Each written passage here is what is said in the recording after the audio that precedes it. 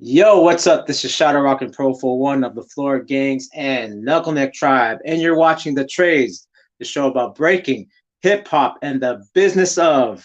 How's everyone doing? It is November 1st, first of the month, and you're watching The Trades coming to you live from San Francisco, California. And man, it's been a journey. A lot has happened this week, to be honest. I think too much to even register right now. But hey, we're still here doing it. Just to let you guys know, catch up on what's been going on. So I had a live stream last week with DJ Shortcut. We talked about the Bay Area Filipino mobile DJs from the late 70s to the mid 90s and how we connected actually that scene with the breaking scene. So that was really good. So you can check that out here on the ProfoWon channel. Really good show. A lot of good episodes that's already up. So before we get started, we're gonna do a little house cleaning, right?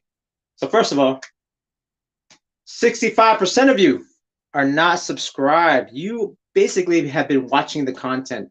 You guys actually helped me get about 150 subscribers in the last month, which is pretty good. And I'm almost to the goal of 1,000. I'm almost at, I think I need 50 more or about 55 more before I could start monetizing. Well, I still need the hours for you guys to sit, but that is actually probably the hardest part for me is to kind of get the subscribers right now, because I've been doing the shorts. You guys have been asking for me to do the shorts. I've been transferring the content from Instagram to YouTube Shorts, and I've been getting good traction. So I want to thank all y'all. But again, not a lot of you, even though you're consuming the content, you're not subscribed. And obviously, if you subscribe, you can help the channel. So subscribe, like this video, and then click the bell for notifications. That way you know when we're coming out with new content. So there's that thing. Again, and you can check out the other YouTube channel I do with Jay Soul called the Gearheads Breakcast. Where I do a little, we cover more of like the Breaking for Gold, more of the international events. And then lately we've been having a series called the Breaking Anthropology. And we talked to Little Caesar, we talked to Leansky, we talked to Charlie Roth from the original Zulu Kings. We have a lot of people, and we're just compiling all this information and coming up with this timeline for y'all to catch up on and see where these moves came from. One was the first, from the Cool Herc parties to the Olympics. At least we have like an active family tree timeline, so you guys could check that out at the Gearheads Breakcast, and also on the Instagram if you want to follow us over there, Gearheads Breakcast at IG. Okay, so got that out of the way. The other thing is, shout out to our other sponsor, Zyn World, zynworld.com, Zyn World CBD. Basically, CBD is from the cannabis plant, and of course, it doesn't give you the head high and all that type of stuff. But what CBD does is it works good for inflammation. I have a Zyn World Nano Drop right here, so you can put this in your sports drink, water, coffee, and it, again, helps you with anxiety, helps you with inflammation. As someone like me that's 47 that still competes and still gets it in every day, I can't heal up as fast as you kids can, so I need an advantage, which is I use CBD. And if you don't like the drops, you could always use the roll-on. So this works just like an icy hot, but the extra ingredient is CBD, which again helps with inflammation. And the great thing is you could go to zynworld.com, get 10% off using the promo code PROFOWON, PROFOWON. So check out Zyn World. So, okay. And then I got one more, and then we'll start the show. So our newest sponsor is Step Picks. So I've been rocking with them for a while, and what they do is they've made a mat that's like a linoleum, but actually better because it's padded a little bit more. And right now I'm going to show you guys kind of like the what it looks like. And here I am doing munch mills on the Step Picks mat. Right here, shirtless. And the great thing is about this is that you go to the website and use the promo code ProfoWon, PROFOWON, and you get 15 off, right? So check them out. Check out Step Picks. Really good product, and I endorse it. And again, I use it. You'll see me post every time on Instagram, and you'll see me post here on YouTube as well. Again, promo code PROFOWON 15 off. All right. Okay, now that I got that out of the way. All right. So, I was like thinking about, okay, so, we had a few influential people on the trades. And I was thinking, okay, it's November. And what happens every November is a big, big event that I've been going for. I've missed a few. I can't believe it's been like 25 years, of this event, right? And this event has actually shaped the breaking scene in a major way. And before I bring up our guest, I'm gonna play a quick intro from the one of the VHSs, and this is obviously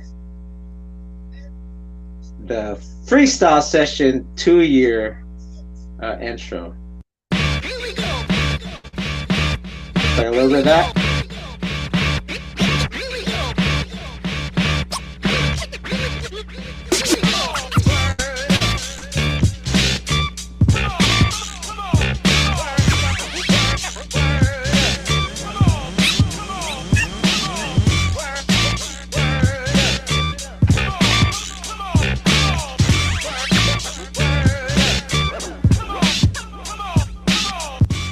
All right, hailing from San Diego, California, the founder of Freestyle Session, representing the Liberty Boys, we got my man, Crosone. What's up, Cross? You like the intro? Yeah, I had to bring it in. Right. So, yo, man, how you been doing, bro? How you doing, Cross? It's been 25 years. Been all over the place. 25 years. When you said that, I could have swore yesterday it was like just 10 years, man. Like I was like, wasn't it just a 10-year anniversary? You could have swore it was yesterday when Polsky was like, yo, go down to San Diego. Dude. Actually, shit's real, bro. Shit's real. So, okay, let's start out with the first question. When did you first start? When did you first break, or when did you first start breaking? When was the first time? First time I started. Well, first time I seen it and I started immediately was say like 83 or 84. I don't really remember the year, to be honest with you. It's like a blur, I got a Run DMC tape from my homie. Oh shit. Everybody in the block was breaking, and then we go watch Breaking and Beat Street, and everything's just going off, and then doing it at school, everybody and their moms doing it. I even go to like a national championship for judo in Texas, and everybody around the nation's doing it, You're doing judo at like 7 or 7 or 8? I was doing judo. This was like 80, 83. Wow. Yeah. Okay. Man, crazy. I don't even want to dare say it went back to 82. I do remember. I'd have to check the date because I actually might have a trophy.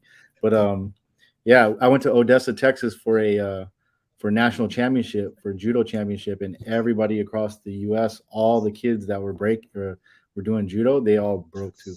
So like, it makes sense, right? It was actually a little DJ in the hotel, in the middle of the hotel. I can't even create, like, I never see anything for kids like these days, but like back then there was like a DJ playing music, and like all the kids like that were in the championship.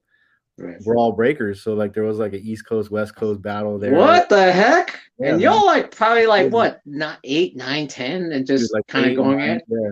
Well, I was born in 75, so yeah, in same. 83, I was 8 years old. Yeah, Right. Yeah. sister was I like, mean, that's the prime time. At that point was just like, like, Beat Street was out, Breaking was out, Breaking 2 was out at this point, on PBS it was Star Wars, right? Like that was just what was the movement, right? That's crazy that at that age you got to travel for not for a breaking competition, but for a judo competition and still see like kids get down and stuff. yeah, it was amazing. So and it came, it caught fire, and then it just bounced as fast as it came. Fast, yeah. So okay, so we for a lot of the older guys, they said it died for them around 86, right? We're talking Little Caesar, we're talking Renegade. For you, was it that same time, or was it like what year was it for you where it died? It was probably like in the beginning of '86, maybe. Like I know it wasn't any later than that, but yeah, like all my homies, like they started gangbanging after that, pretty much. Yeah. So I was for me it was 85. 85, it just seemed like it died. Like it just like I was being told like, what are you doing that old shit for? It's all about the Smurf or this, the troop or something like. It was like some other hip hop dance. I went straight from like that to like just kicking it, and I actually started kicking it with riders like maybe like in '86. Yeah, later '86 I started kicking it with riders. So. Oh shit! Okay. So it's still like within that. When we say the culture, we're gonna specifically say hip hop culture. Hip-hop, but even that, the graph heads were like, I mean, the writers were like, it wasn't like quote unquote hip hop or anything. It was just we were just writing, we were just getting up. It was really just about bombing and getting up everywhere. So. Yeah. So you're more of a tagger. Would you say you're just more tagging than? Were you doing like little throw ups too, or what? Yeah, in the beginning, and then it eventually got to throw ups, and then I started going to the yard and watching people paint, and then I started trying to paint, and then I started learning from other people, and you just elevate. You just elevate. There used to be a yard down here called Euclid Pits, where like pretty much anytime you go there 24/7, like you'll find somebody there painting. So that's dope. It was right on the trolley line, so you could take the trolley there. Oh, okay. You would see everything from on the left side of the wall on the trolley line. So people would go over there and just throw their name up. Dope, man. So we covered on Gearheads last week we had Lino, and he was talking about like, and there's clips. I just posted a clip on IG today where it's just like they're doing like hip hop dancing, and then all of a sudden do a head spin like. No blending of the. It was just like Running Man straight to head spin, right? So for you, when did you first start seeing it come back? Because it died around like early '96 for you. Yeah, so I started getting heavy into like writing, and then like raves started being a thing. Okay. My homies were going, raves and going down to TJ and going party down there, and it was like I hadn't seen breaking again. Hadn't even really heard about it. Well, I probably wasn't even paying attention.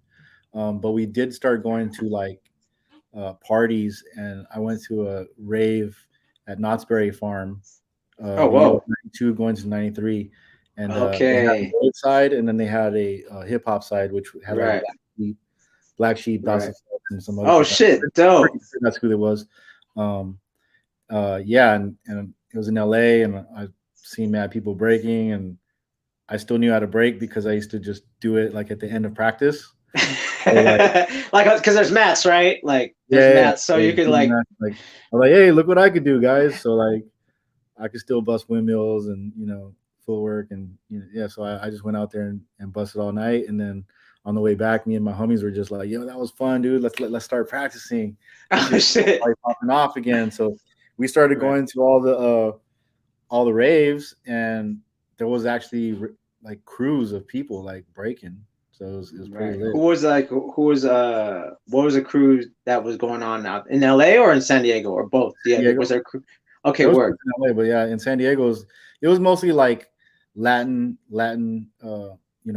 party crew parties. So like there was like UGR, Underground Resistance, Frequency, just a gang of heads, man. Ours was called One Step Ahead, OSA. Oh shoot! But we were like a hybrid crew. We were like a bunch of writers that also party. Oh. Okay.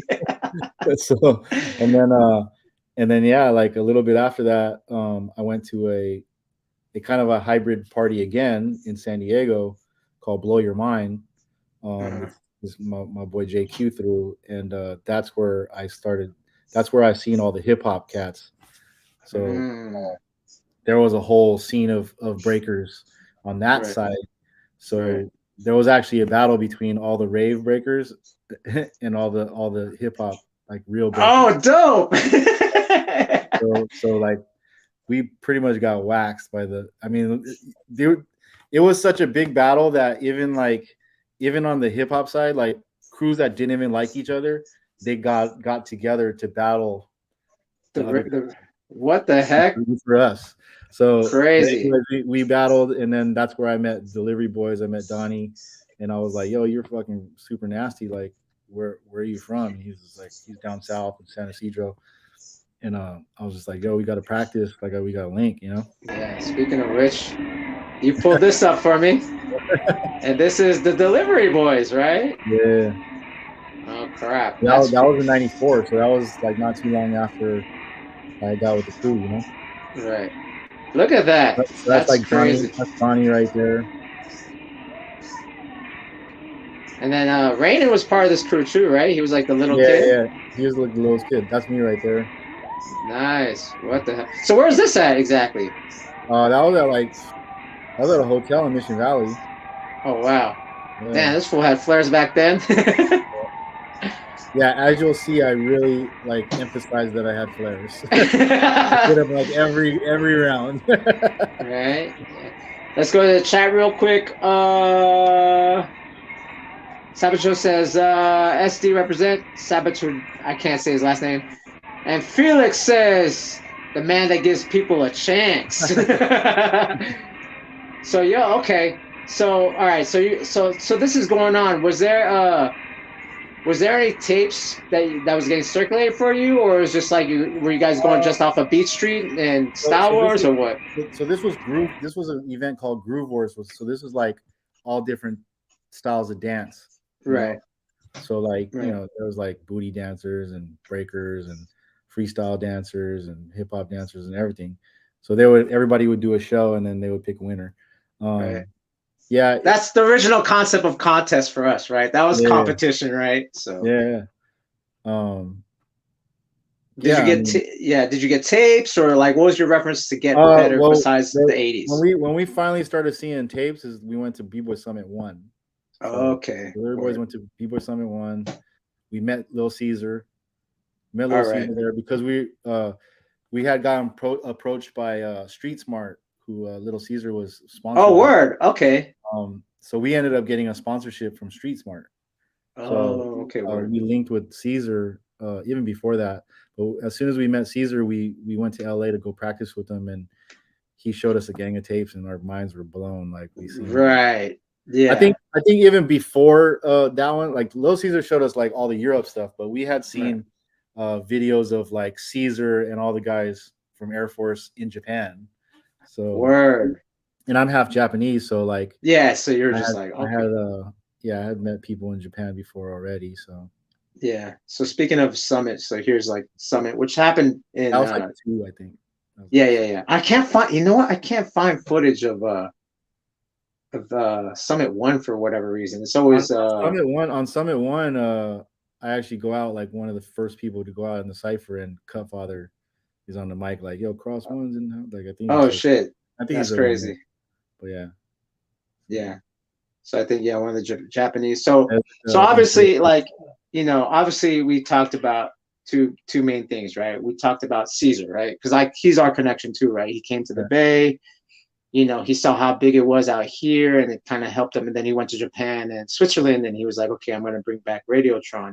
So you were like already hooking up with Caesar when he was still at the kind of going to the hip hop shop before. Before Radiotron and stuff. I had never gone to the hip hop shop, but he was telling us about it. They had connects, man. Like, yeah. They were already on the merchandising. Like he was sponsored by Street Smart, so I met Julian, who owns Street Smart, and they're already on the merchandising tip, like selling shirts to like, Japan and just creating an economy out of like hip hop and just everything in general. Right. Because that's actually what B-Boy Summit was held in together with this thing called the 432F show, which was a big trade show in San Diego. Oh, really? Okay. Prior to, like Agendas, prior to Magic's, pretty much like the beginnings of streetwear. Right. There was a lot of graffiti, kind of they would take graffiti writers, take their art and turn it into shirts, and then so there was like Stupid, Tribal, Top to Bottom, Street Smart, even like back then like Echo had barely started out, Triple Five Soul, like all those brands. So and all those brands are like straight hip hop brands. Like they Right. started Right. with Yeah. writers, hip hop heads. That's Even crazy. Supreme, even Supreme, I think has like roots in like graffiti. Right. Yeah. No, that's crazy that like now I'm starting to see why your connection was so deep as far as because like I think the only time you could get tapes were probably from graffiti magazines, right? Like if you're selling tapes, like it was usually like they would have like ads and shit. yeah. Yeah. So that okay. So now we're going somewhere. So all right, so you meet Caesar, you go to LA, you see how advanced like he is, right? Then you're starting to see the Europe tapes. You're starting to see that there's little pockets, right? Like of course in the New York you had Rocksteady. They were doing the Rocksteady reunion in like 1991. They were kind of continuing it. Right. Then all of a sudden, you meet Caesar, and he's going to different places. And all of a sudden, he brings back Radiotron. What did you first? Did you go to the first Radiotron? Yeah, we actually entered. Oh, word! I thought we should have been in the battle, but I don't know who the fucking judges were. This is the one. Is this the one with Freestyle Renegades in the final battle? Yeah, is that one? So okay. I think there was even one before that, possibly, but yeah. Now he said there was a one before that, but it was more jam. Like it was just more like get together. Flyer. If you see the first flyer, like it says delivery boy. Like we were one of the main guests. Oh shit! Yeah. Oh shit! And that's like 94, 95? Yeah, I want to say something like that. Yeah. So okay. So that's kind of like the first competition where it's like maybe head to head, right? That you saw. Like it wasn't just much. I mean, I think Saki might have did something down here. Word. The battle format. Yeah, but he, I think he was probably just copying like Battle of the Year or something, Oh, really? Oh shit. Because I'm trying to find it. It was a straight battle, but like yeah. Right. Because that's the thing. Like, I mean, I just, I thought that Radiotron was the first. Then I remember Alex Kino threw something here in 93. And Easy Rock came and won it. Right. He was a special guest. It was Elmer and him in the finals, Elmer from Rock Force. And it was like a special guest, like come out the cut in the finals. And then, you know what I mean? Like Easy Rock was fresh legs and also, oh shit, but they had a good battle. And it was like, who's Easy Rock? What the hell? Right. Yeah. So that was the first head to head like tournament style, but that was like 1993 in America. Right. I feel like the first tournament was like best of the best, like in the form of like how it is now. Word. Okay, so you're saying it's best of the best. That's crazy. Which is still like Bay Area, right? It's still what I've heard and seen, like like in the form that it is now, like best of the best, probably the first one. Crazy. Yeah. Right. Crazy. And yeah, obviously it's like the same winners of Radiotron, right? Which is like Jazzy J and Wicked, right? It was still like the same people. That's dope. Man, what the fuck? That's dope. So okay. So Radiotron comes out, and then that's in LA obviously, but then Summit was San Diego, right? The first Summit B-Boy Summit was San Diego. First few. Yeah, so were you like maybe for the first 3, 4? Right. Yeah. I think first 3. I think the first 4, you're right. First 4 was in San Diego. So that's what I'm saying. So it was a vast different. I went to everything, dude. Like, exactly.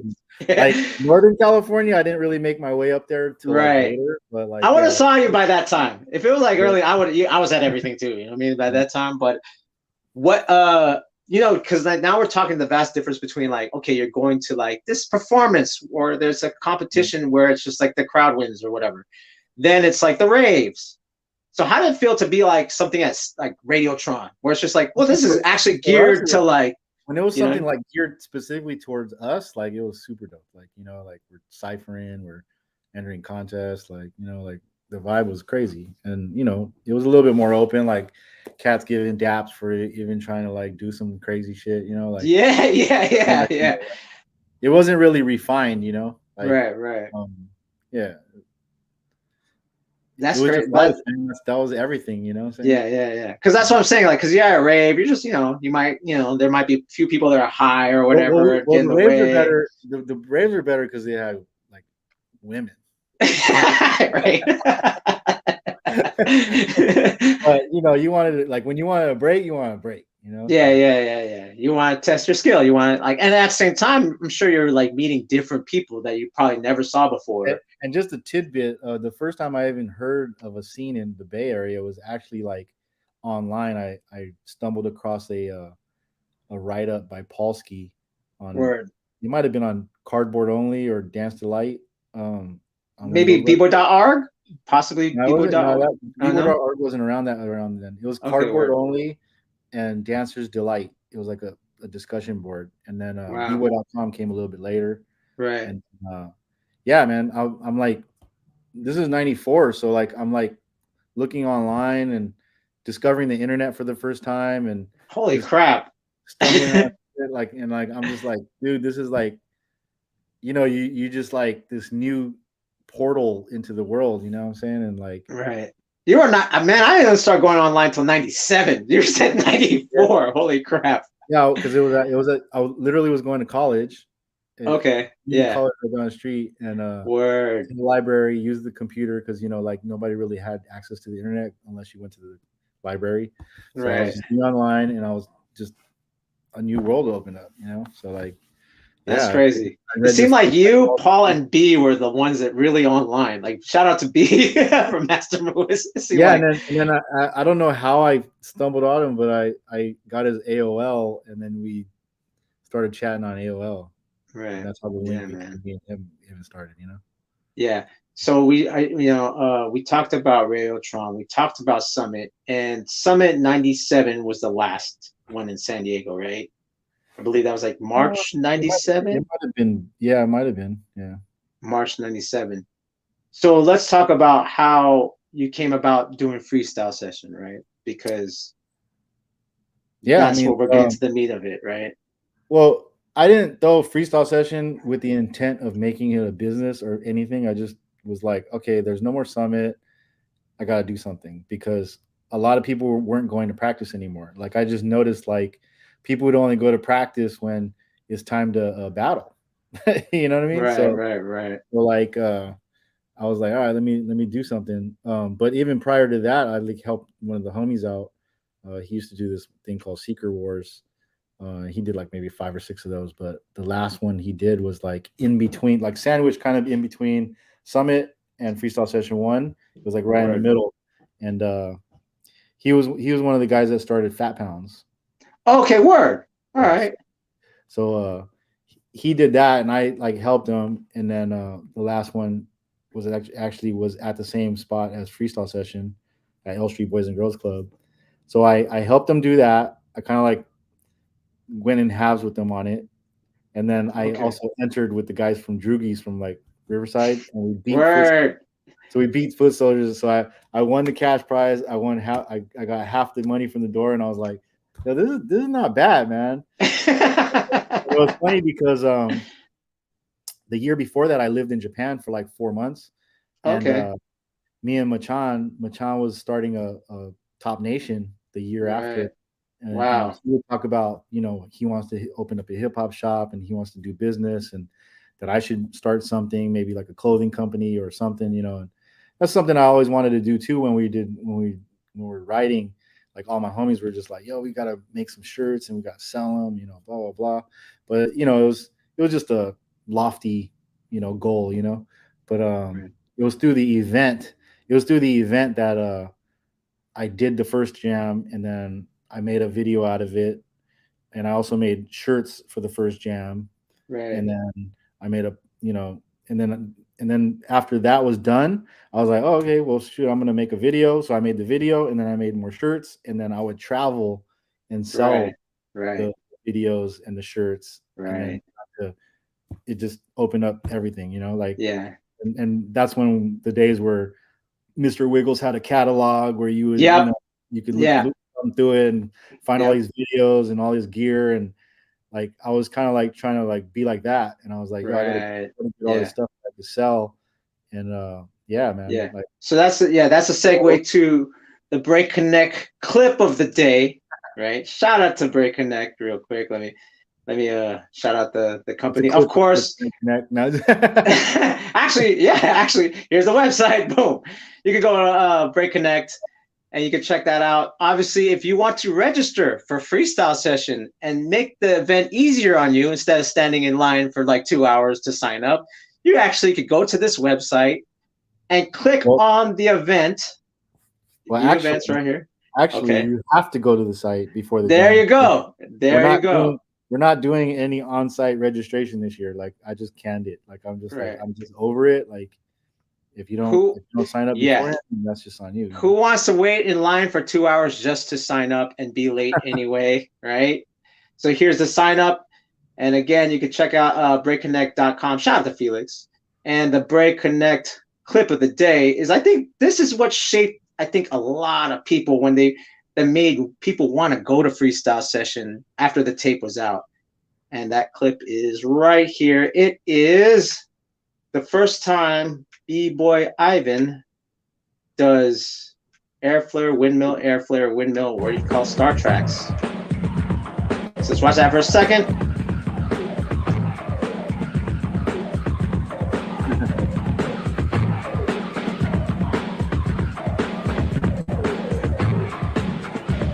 It's this part right here. Boom, boom, boom. Boom. Yeah, before we seen him do that, like, yeah, exactly. So shout out to B-Boy Ivan, shout out to Break Connect. That was the Break Connect clip of the day. That was the very first freestyle session. So let's go through that. Let's talk through that first. So one, obviously, you're supposed to fly out Rock Force, and I was the only one that showed up. Well, I didn't agree to fly out Rock Force. I just said, "Yo, you guys down to come?" And he was like, "Yeah." We'll send or something. And then it was like, I was the only one. I was like, okay. There was another from Denver called Our Scenario that came down, and then I want to say Rock Skittles came down from Las Vegas. Oh, word, yeah, because Flow Rock was there, and just to pull the receipts, that's me right now. I had to flex a little bit, like, I was at the first freestyle session. Here I am right now. Boom, boom. I was like, it's crazy because, like, who would have thought, right? Who would have thought? I think I even have a clip in freestyle session 1. Yeah, you do actually. You do somewhere. I saw it, like, you're doing flares, of course. So, first of all, the turnout was dope, right? Like, did you expect that many people to come? No, I was actually expecting, like, like every other jam in San Diego was usually like 200 or 300 people, and it was all mainly breakers. Right. So me being in like multiple scenes, like I knew like DJs, I knew MCs, I knew artists, so I kind of invited everybody. I had a graph display, so I had like all the King fucking TV crews, Saki, like, all the hitters. They did murals on the side, and then I even hit up like magazine, like I just kind of like cold emailed magazines to come, like, and then I had like an MC cipher in the other room, which is the room that we usually used to practice in. So I had like a second room with the MC cipher in there. Right in the near the door, right? Like kind of near the that room. And some of the DJs were actually on Z90 back then, so like it was tapped into a lot of different avenues, you know what I'm saying? So, and back then, like everybody would go to a jam, so like so like I was expecting like 300 tops and ended up being like 700. Wow, crazy. There's a little bit of the cypher stuff. So that's what I'm saying. So because I had a really good time because I saw heads like, obviously Flowmaster was there, Easy Rock, you had like Crumbs, you had like Ivan, you had Iron Monkey, you had Vietnam. Yeah, it was like everybody, like a who's who of the Southern California scene and beyond. And all the main guys, like, from Denver, from where was it? Las Vegas, Arizona. There was 2 crews from Arizona. Like, I don't know where the Bay Area was at. No, right here. Me and Crumbs. me and Crumbs. That's it. No, and he's not even go to the Crumbs wasn't there. He was. This is the tape. He was there. He was there. Late or something. He was like incognito. He was just in the ciphers. And that was one thing about freestyle session You know, that first one, it was like the ciphers were like hotter than the battles. You know what Oh I no, the mean? ciphers were super hot. Yeah. Yeah, It was like kind of like I was kind of bummed out that we would stop the ciphers to do the battle. So like actually Freestyle One, we never finished it because I was like, yo, let's right, just cipher, dude. Fuck this. You right. know? So okay, so that's what I'm saying. I learned So from that though. You know, I learned from that. there you go. So here's the thing. There goes cool. Here's cool ski is about to go out. So that's the thing, right? So basically, okay. So the strategy already of you having okay, you know, having this kind of business mindset, but not on purpose. It was all fun, obviously, right? It was just like kind of like Well, okay, well, it was just me. I was ahead. Like I right, wasn't just a b-boy. Like I was right, ahead. right, I hung out with DJs and writers and b-boys and I genuinely like built with MCs. You know what I mean? Like I knew right, a bit of everybody. You know what I'm saying? So right. and that was just what it was about. Yeah, I wasn't like super focused. I wasn't like nowadays everybody's so hyper focused on breaking. You know. right, right. Yeah, because like you know, I was pulling up this footage when I was like doing trying to look for different parts to like the clip of the day. I was like, Mhm. oh wait, yeah, there was DJs. They had turntablists there. You know what I mean? They actually did like a showcase and like you know it's like oh fuck you know there's a lot of poppers and it was a fun event and obviously that what you had in tape translated and that's Mhm. one thing I would say like the first freestyle session tape translated actually the experience of being there. That's what was so cool about the tape, right? You're Yeah. getting reactions, like you know, like I said, I've been front flipping over the Well, I cipher mean, to get the in. whole half of the video is all ciphers. Is it? Yeah. You know? So it gave like you know when and especially if you were distributing it through these graph magazines or maybe Mr. Rags or something like that, if you found a distributor to put it out there, I mean, like because obviously the next one, Freestyle 2 was cool, right? But when do you think for you, when do you think it was just like, holy shit, this is starting to become bigger than I ever thought it was gonna be? I would say 3 when I Word, got Storm out. word. Oh yeah, that's right. I mean, that was like I mean that Pablo was just already like I didn't that's the one I missed. Actually, I was supposed to go and I forgot why I couldn't go. And Gerald ended up going, right? Driving down.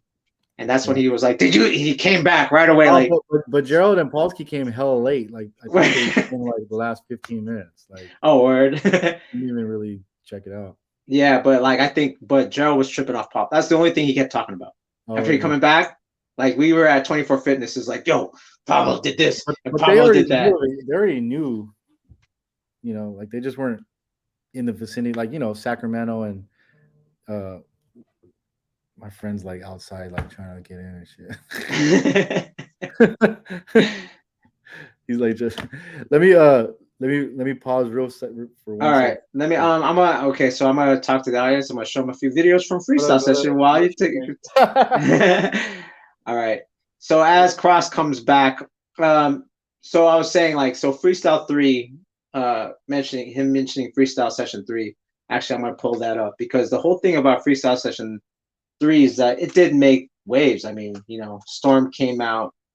Um, you know, they had this super group called Flying Tortillas, which was Wicked, Flowmaster, Demon Spirit, ProfoWon, Storm, B-Boy Ivan. You know what I'm saying? Oh, he's back. Oh, he's back. I'm back. I Sorry. was like, I was trying to buy time, bro. I was trying to buy time. But yeah, so But yeah, three. Yeah, three. Like I just yeah, three. I just it was like a dream to get like Storm out. right. And when we Yeah. got him here, I just wanted him to just vibe out at the scene, and then he enters the battle, Right. and then they create this monster squad called Flying Tortillas, Right. and that was like the shot heard around the world, like. Right. And after that, it was on, like, because after, like, I went to B-Boy Summit after that, the one in '99, Right. uh, and At UCLA. Oh, that was yeah, crazy. so That was crazy. I had a booth Yeah. there, and I was selling like Freestyle 1, 2, Seattle, my shirts, my posters, but everybody that came to the booth was like, "Yo, where's Freestyle 3 at?" And I was like, "Yo, it's not out yet." Damn. but like, yo, there was like literally like hundreds of people asking for that, like a lot, like Oh a lot. shoot. So, and you know how big that jam was. Like, Yeah, dude. Nah, we had a, Summit we had a 99 was crazy. we had a booth next to Ali Baggett. Oh, we just told our age, guys. We just told our age. Holy crap. But yeah, no. So that's the crazy thing. Like, you just reminded me, because Freestyle 3 was November 98, right? And then Summit was February 99, like the next year. Yeah. That's insane. And then, man, Freestyle 5. And then we were promoting from 3 to 4. We 4, the video was actually 3 different events. So we did one in Southern California, which is actually Freestyle 4. We did Freestyle Session San Francisco, and then we also did Freestyle Session Seattle. So that was called the West Coast Invasion Tour. So that was the first time we just kind of hit the road and brought Freestyle Session to other cities, you know? Yeah, I remember that. That's so crazy. That took the first part of 98, pretty much after Summit, and then totally forgot about that connection, because that Summit 99, that was like everyone was like there. Like Texas was like big presence, right?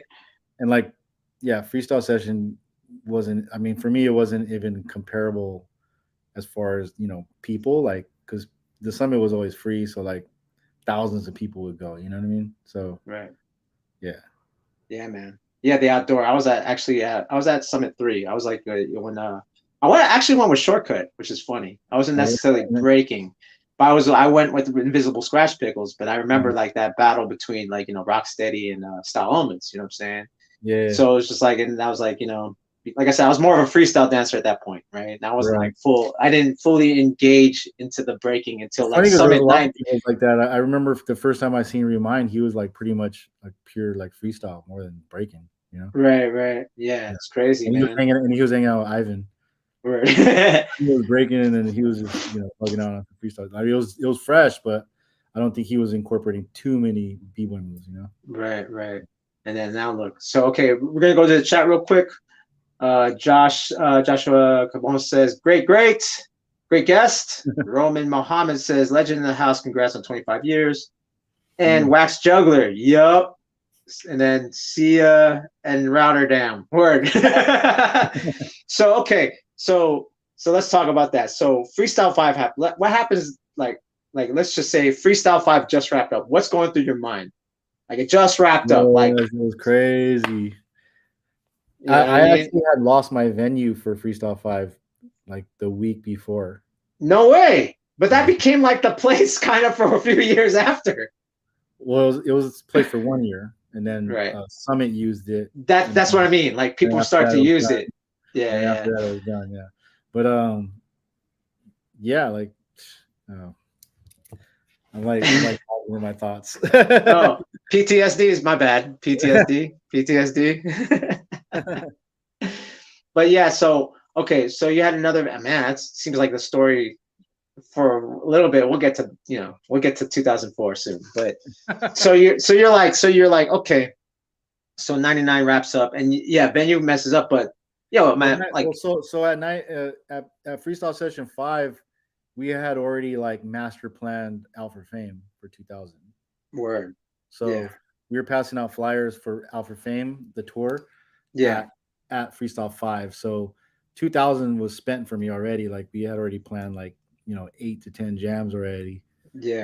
Polsky, and this is us like working with all these promoters all over the nation. So and that to me was groundbreaking. Because it was the first it was the first nationwide tour, right? Where different different regions get to like.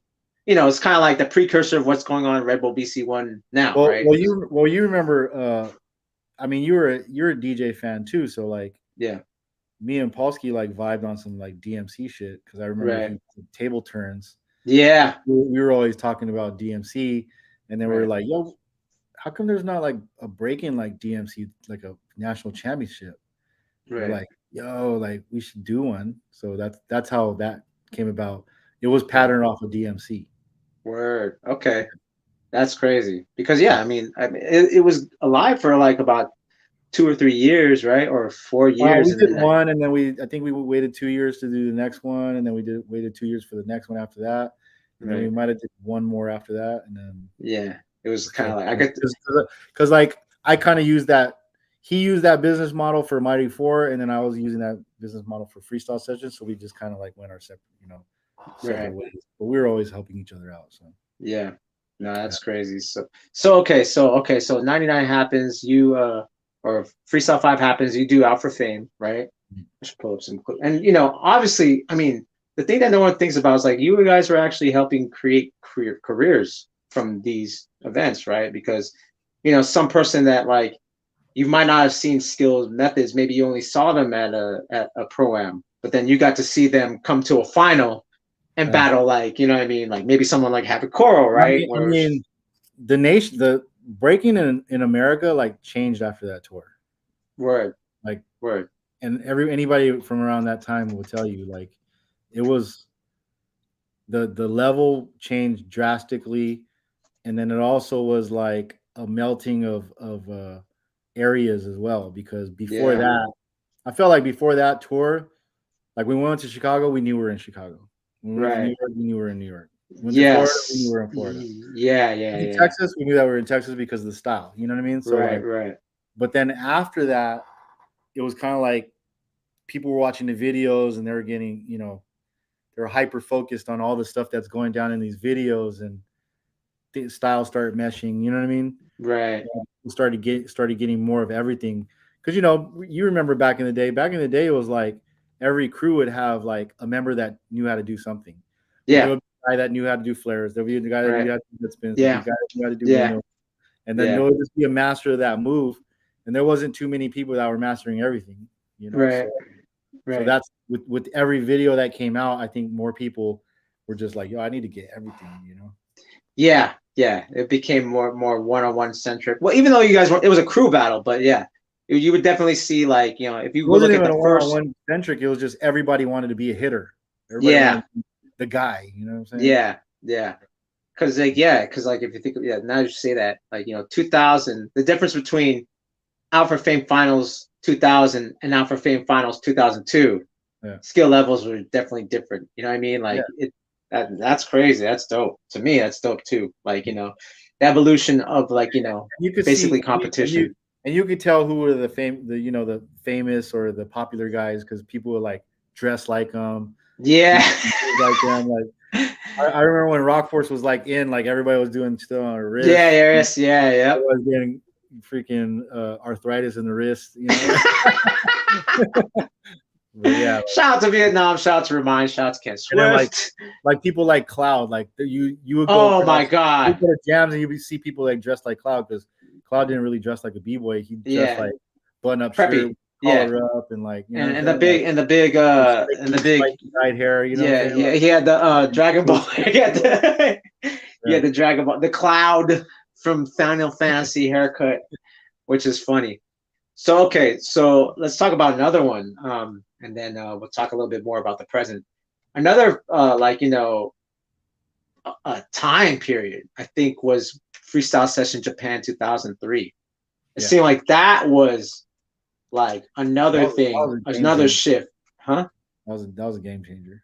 Yeah. For you, what was it about Freestyle Session Japan 2003, like that? What do you think was like the elements that created that kind of like that magical thing? Like everyone kind of refers to it. You know what I mean? Well, we set up like we set up a thing like a tour package, to Uh-huh. where for like $900 to $1,000, you could get the flight, you get the entry to the event, and then you get your hotels and you get the transportation to the hotels and back to the event and everything. So we opened that up to just anybody. So like Styles crew came, Wild Style technicians came, Tribal Santa crew. Right. I want to say it was that one, but yeah, those two, the first two were just like that. Like we opened it up to everybody. So um, it was just like East meets West. You know what I'm saying? Like Right, that's right, it's funny because the flyer was actually King Kong, or it was Ryu and Ken in the right. front, like kind of like up rocking against each other, and in the back it was Godzilla and King Kong. Never watched that. So like the event, like that imagery, like really like set off the event, like because that's what it was. It was like 3 or 4 crews from the U.S. that never really been to a U.S. and Right. then you had these crews from Japan, all over Japan. It was like 50 crews, and then also a couple crews from Korea. Yeah. Actually seeing people from America in person because nobody really went out there except for the one time in Right. '99, Yeah, But yeah. yeah, because they couldn't travel to America back then. That's what a lot of Yeah. people don't remember is that it was Right. a time when a lot of people were blocked from coming to certain places. Right.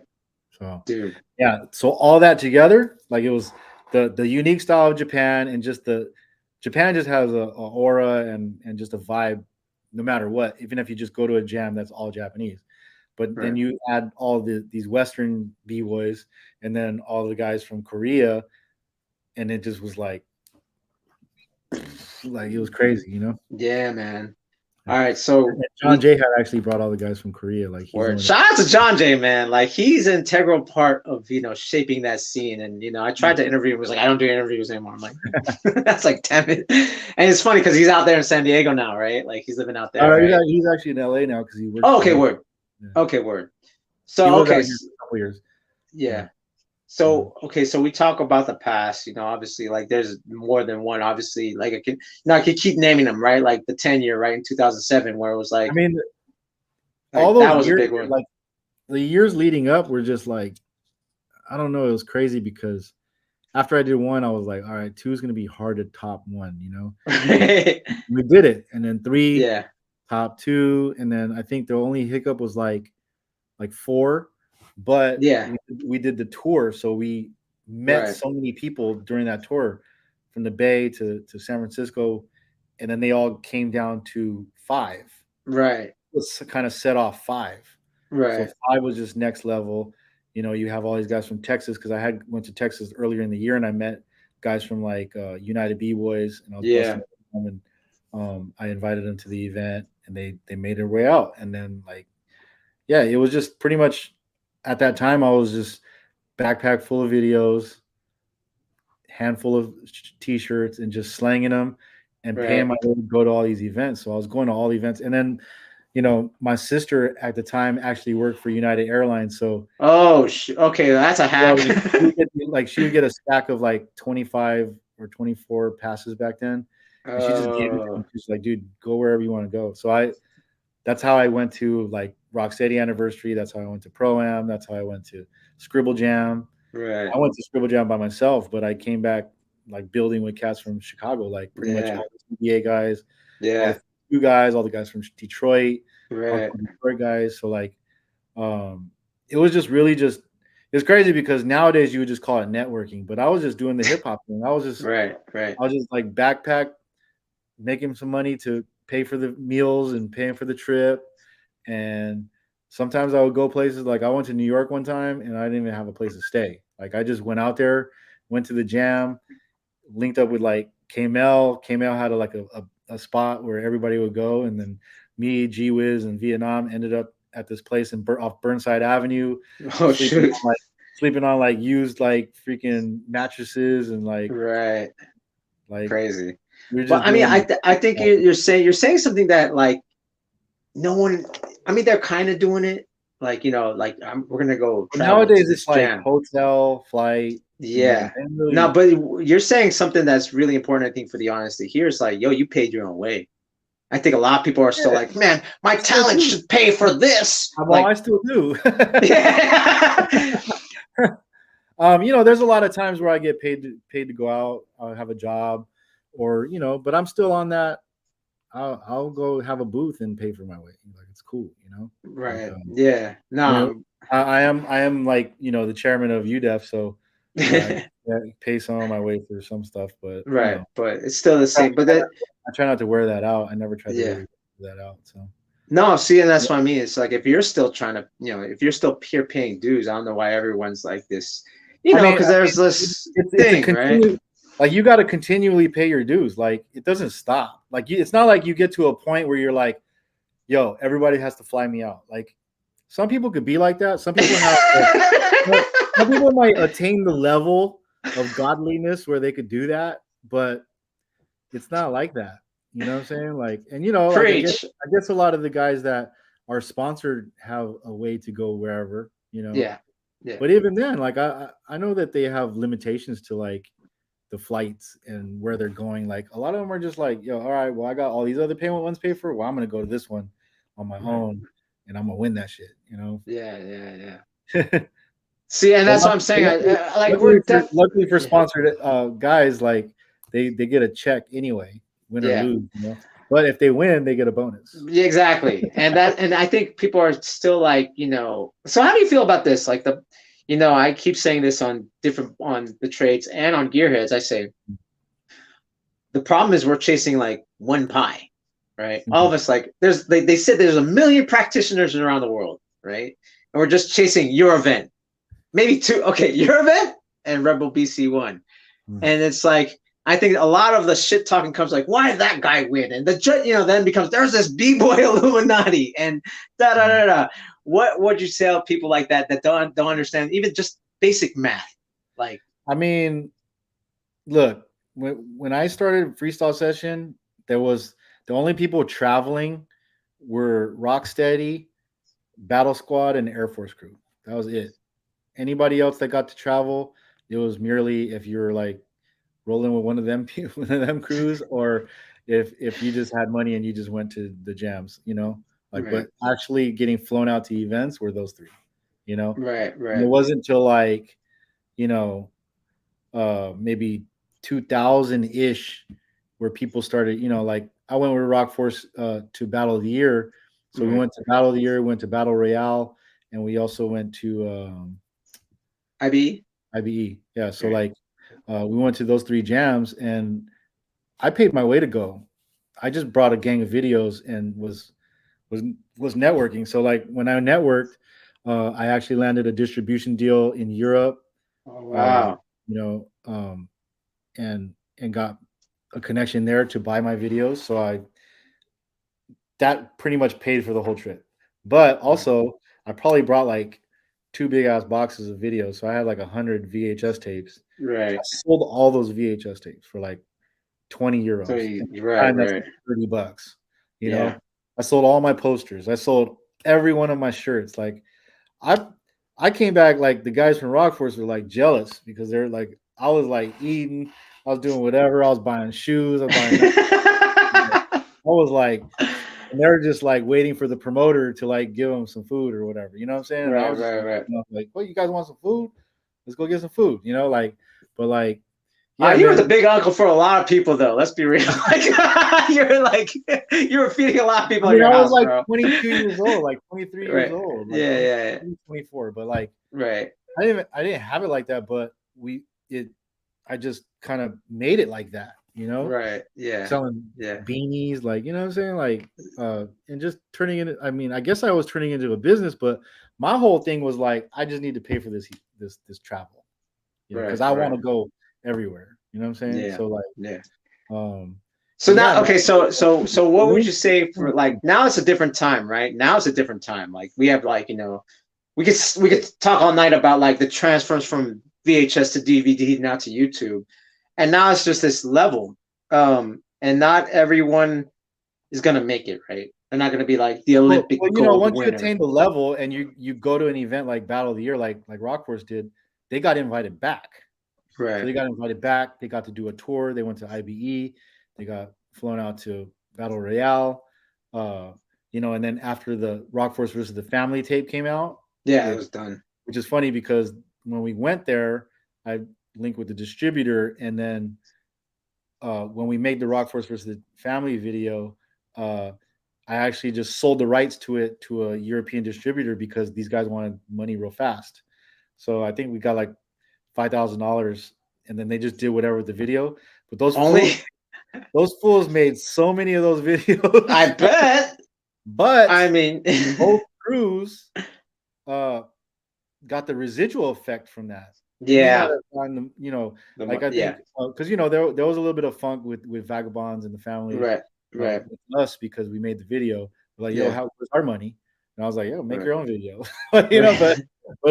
it was like a little bit of funk, but then they got the residual effects from it, like Oh people yeah. call, hey, we want to bring Oh you out yeah. to this event, this Oh event. yeah. And that's kind of where the floodgates opened for like there to be like commerce Right. where the DJs were getting flown out, the crews were getting flown out, and then of course years later workshops and whatnot, Right. Right. Right. and Right. then Right. solo b-boys making it making it a thing, like because when I flew out Storm, I never really thought about special guests and all that shit. Like I was Right. like, you know I just asked Storm on a whim, like, hey, what would it take to bring you out to freestyle session? And he was just like, just give me my flight and like a little bit of money. I was like, how much is this enough? And he was like, yeah, sure. I never been to the West Coast. I always wanted to go. I'm like, all right, Right. cool. So he came Yeah. through. My mom bought him sushi. He was in heaven. He was with his wife. Like it was crazy. Right. Yeah. So So what suggestion you have, since it's like because obviously like it's not just like creating the patterns of the standard. It's like looking ahead, and you could kind of predict things, right? Like at this point, we both could kind of predict. well, There's we going to see be that ups and as downs. whole. Like I wasn't even Yeah. trying to predict all the stuff that I was doing. I was Right. just doing it because I had a goal in mind. Like Right. if I go to a jam, I want to sell enough shit to pay for my flight, pay for my hotel, pay for some food, maybe go out to a couple clubs or something and have a good time, and then come back with some crazy stories. That was my Right. goal. Like it was never like, Goal be a billionaire accomplished. doing this shit, like Yeah. so like but when my mind works differently, like it's like if you give me like a little bit of crumbs, like I'm trying to find the pie, like you said, Right. and it got to a point where it was like I don't wait for somebody else to bake a pie to get a piece of that pie. I'm baking my Mm. own pies. I have Mm. multiple pies, Right. Right. You don't sit at the table and wait for people to like serve you. Like you go make your own shit.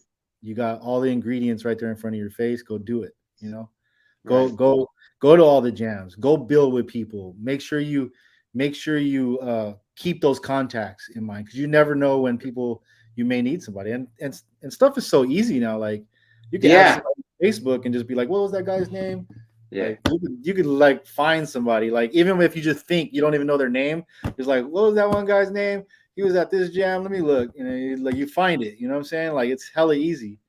You So go on okay. Twitter, you go on Instagram, you can do all Yeah. kinds of, like you follow everybody and you build like a little rapport, and then you trade, I mean, Right.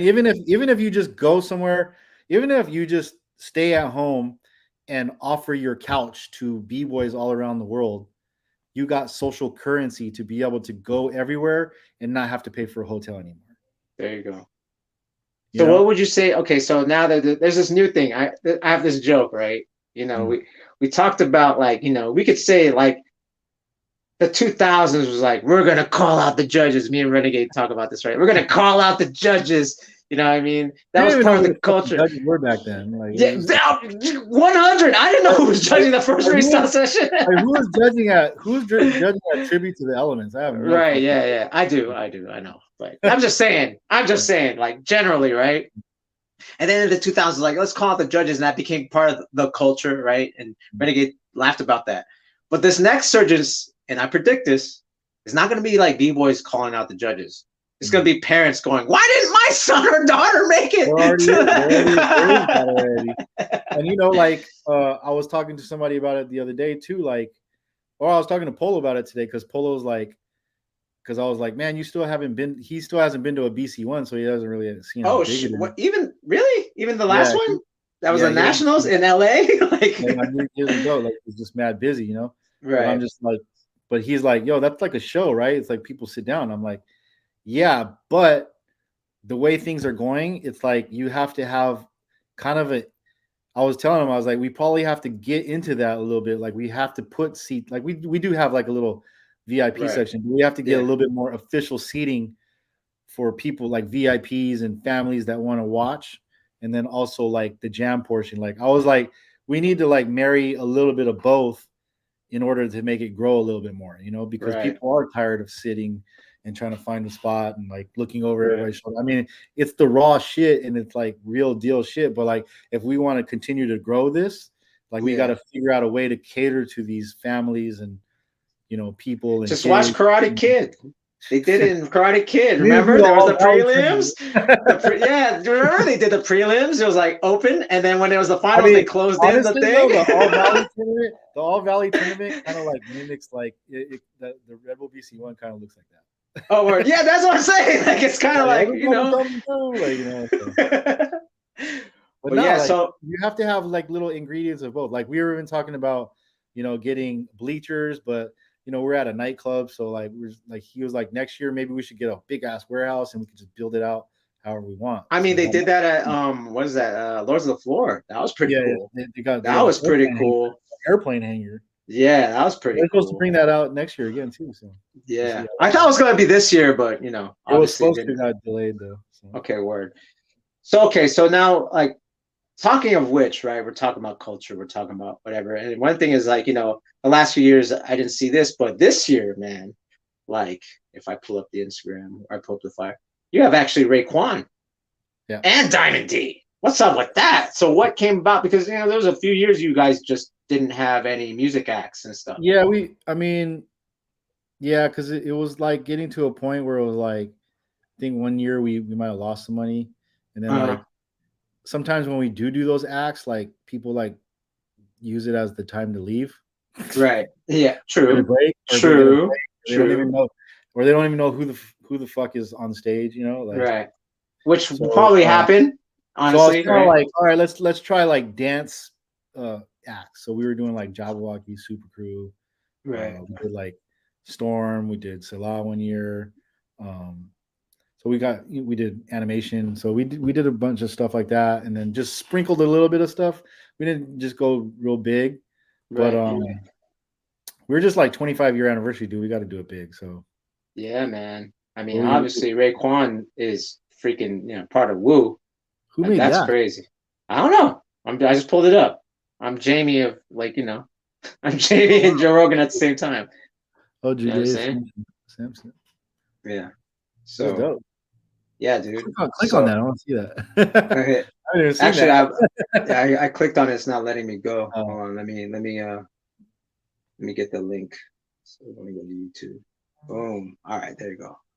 So actually, let me stop that. Let me not show a commercial. So that's the whole thing, like a lot of people say that's not hip hop, but you don't usually have anyone on. What are you talking about? So, like I'm talking about other events, and and I get it. Sometimes having an MC is could be like they do. We just want to be over the top, dude. We want to be over the top, and then also we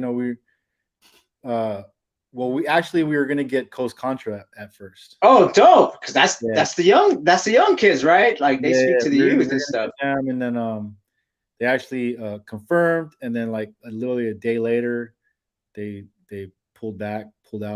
So we didn't get them. We were gonna get they fucked up. We get Slick Rick, but then I was kind of like that might be a little older, right? Yeah. So then we were just like, like I think Wu-Tang is like all generations. Yeah, they crossed the board, right? Yeah, they crossed the board. As they say, Wu-Tang's for the children. Polo had a link with Raekwon, so we made that happen. Word. Okay. It was a little bit more than what we wanted to spend for right. a act, but it's 25 years. 25 years, dude. Let's do it. Come on, man. Dude, if you would have got Contra Costa, that would have been like the move, right? If they would have confirmed, that would have been like. That would have been dope. It would have been live because I mean. The one that was really. They dope. fucked up. They fucked up when they don't. Yeah. I'll just tell you that they fucked up. Yeah. Because the one that was really sad was the James Brown when you had James Brown. You were about to have James Brown in that motherfucker, bro. We were thinking about doing James Brown, but then he passed away. Yeah. And, that would have been legendary right there. He probably would have been shocked. First of all, he would have been shocked. That would have been fucking legend. Like honestly, we probably shouldn't have made that one happen because if that one happened, I probably would have just stopped. I would have been like, we can't stop this. We're done. Right. So yeah, man. So okay. So we talked about that type of stuff. We're about an hour in.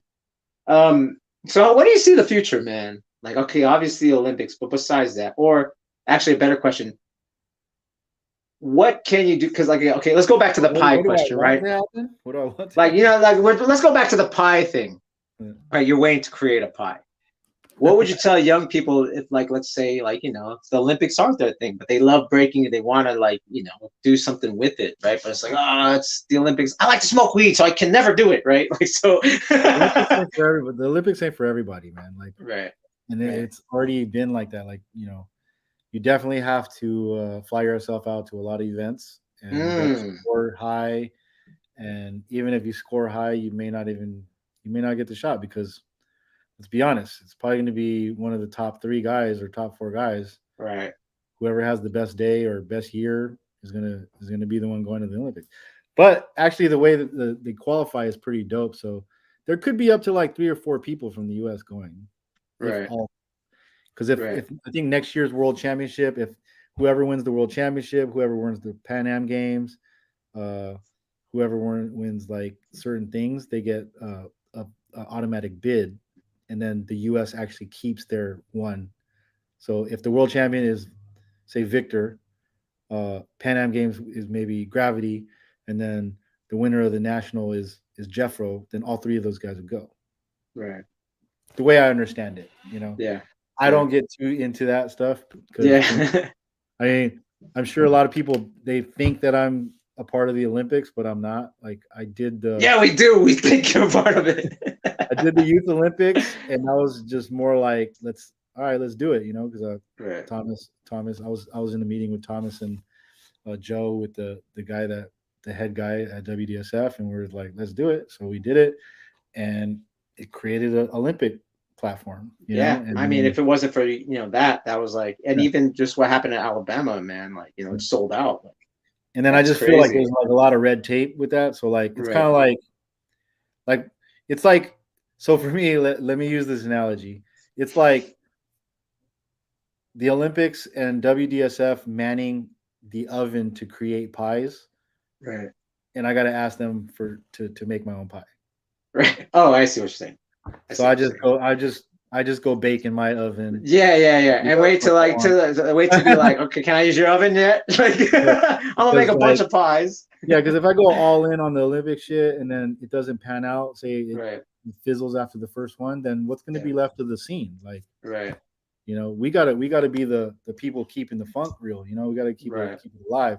And Right. people may say freestyle session a certain big thing, and then there you got these jams like the one that just happened this weekend, the Right. Destroy Jam, Shout out to the Squid. Revolution Jam. Yeah. Yeah, like that was dope. And those are definitely needed, but freestyle session is definitely needed. Like I feel like Right. if I stop freestyle session, like for years I thought like if I stopped it, like shit would just go haywire. But I still have a little bit of inkling of that attitude, but I know that ultimately like things will keep going. Like I think we're at a point of no return. I think breaking is not ever going to go anywhere because Nah, not at this point. because Not all at this the point. all the shit that happens with the Olympics, Right. and then there's multiple lanes. Like Yeah.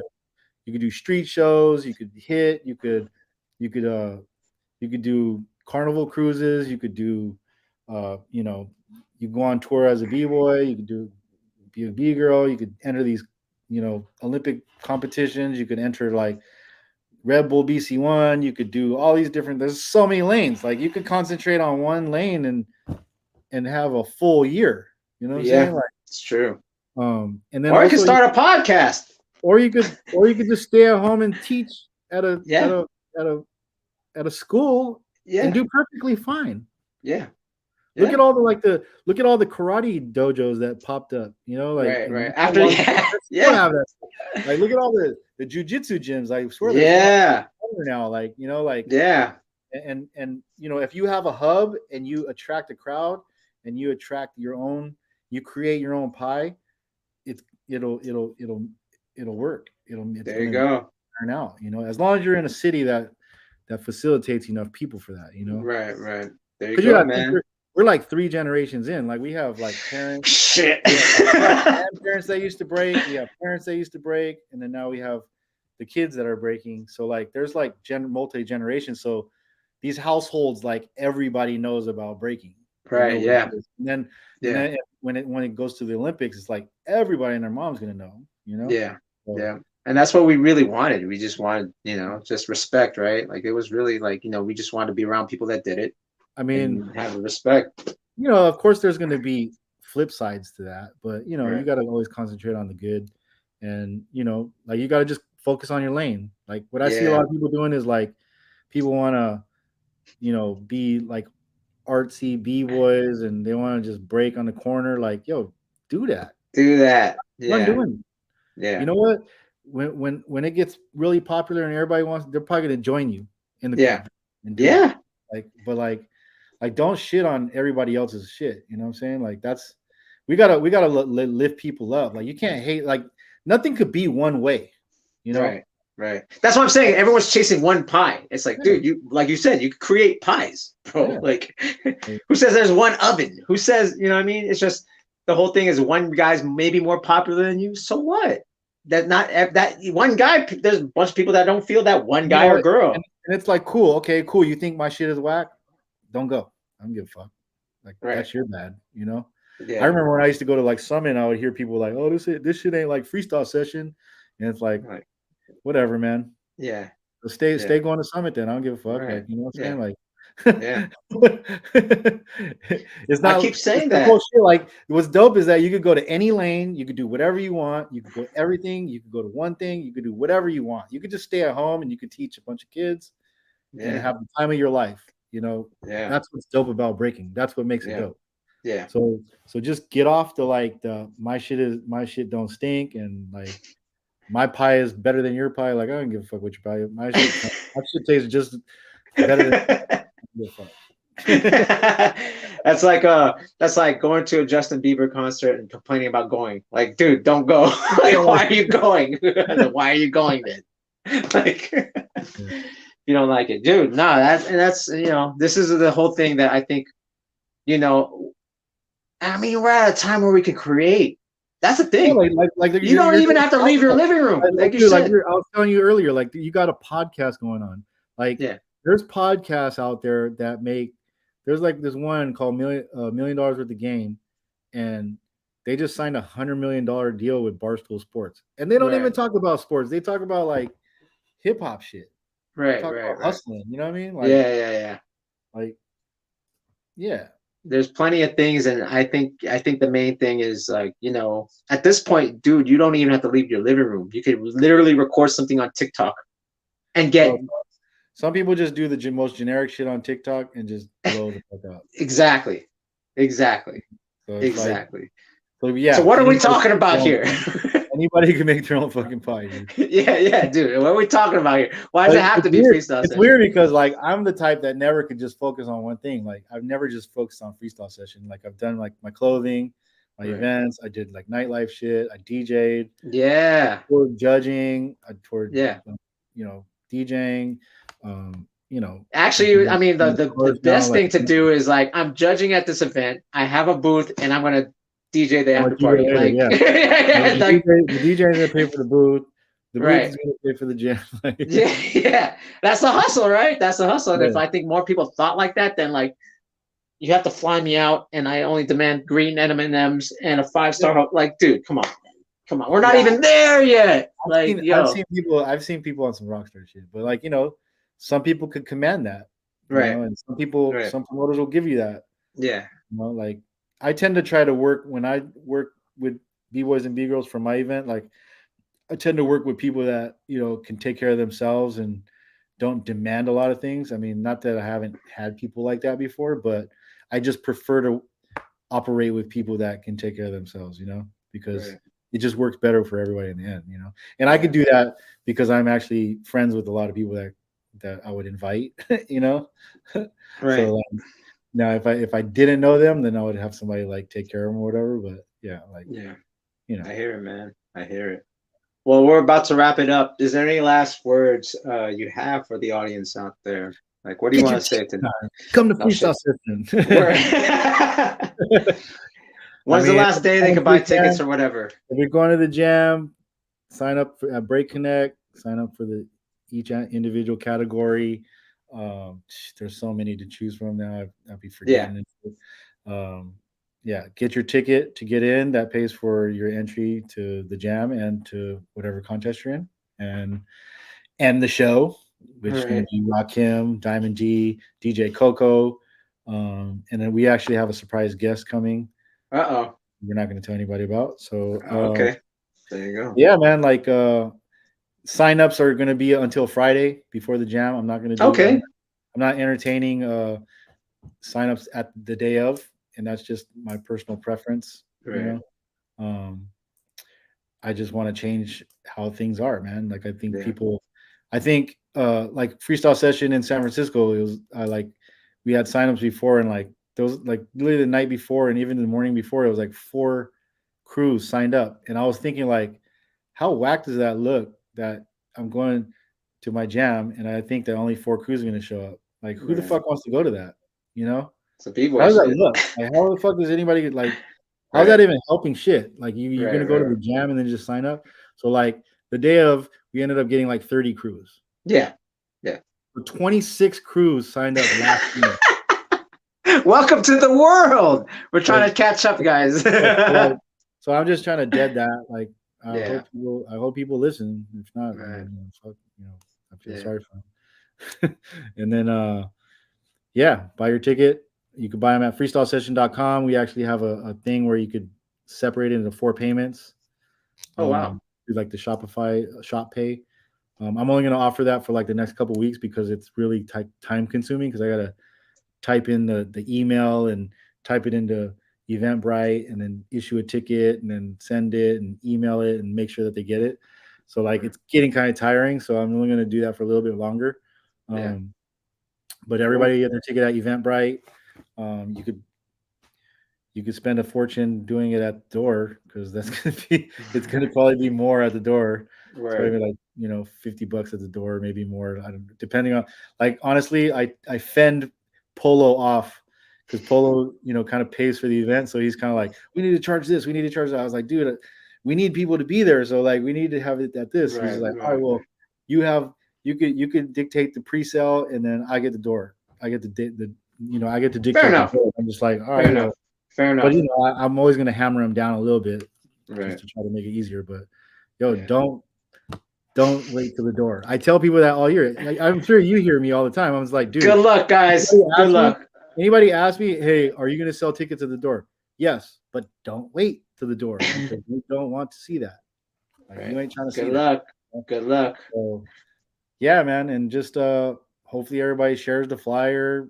Everybody invites their friends because out of all the jams you're ever going to want to be at, you want to be at this one because this one's going to be Right. off the chain. Like, I just Crazy. feel like it's going to be a mix of Freestyle Session 20 with Ooh. Freestyle Session 8 as far as performances are concerned. Like, so like Okay. it's Well. like a marriage of some of the best ones, and there's already crews from like Korea coming, Japan. I've seen a couple people from Japan coming.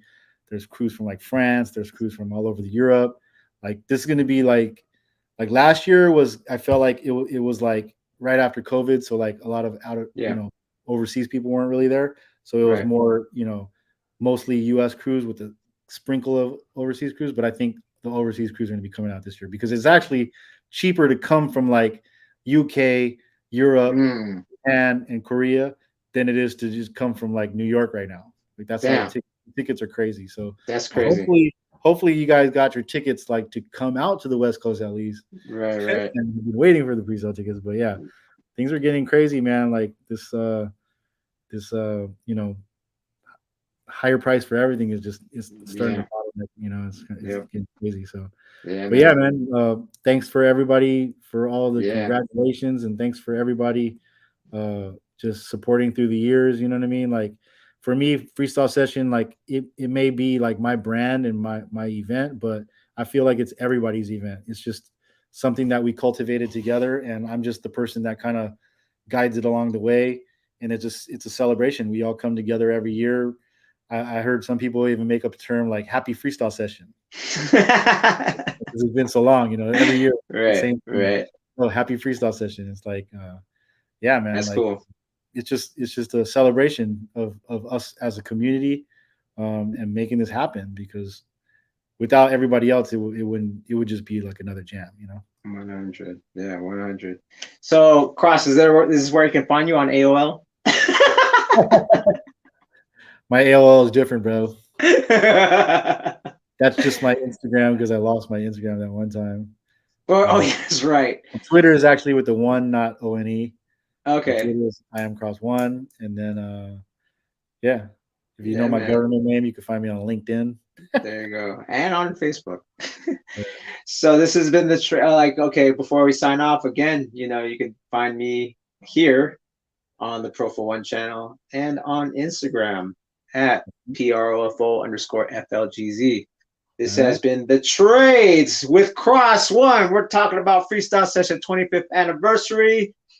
Peace, and see you guys later. All right. We talk more about